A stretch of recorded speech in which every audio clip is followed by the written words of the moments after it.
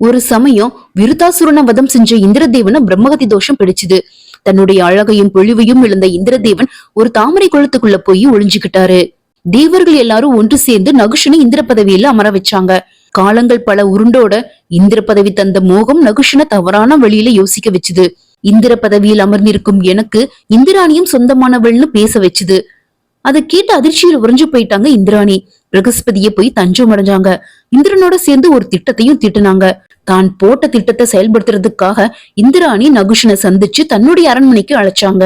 சப்த ரிஷிகளும் சேர்ந்து நகுஷனை ஒரு பல்லக்கில் அமர வச்சு சுமந்துட்டு போனாங்க. ஆனா காமம் தலைக்கேறிய நகுஷன் அகஸ்தியர காலால உதைக்க, அவர் சபிக்க, இறுதியில நகுஷன் ஒரு மலைப்பாம்பா மாறி பூமியில வந்து விழுந்துட்டாரு. அதனாலதான் நாம எவ்வளவு உயர்ந்த நிலைக்கு சென்றாலும் அகங்காரம் மானவும் கொள்ளக்கூடாது.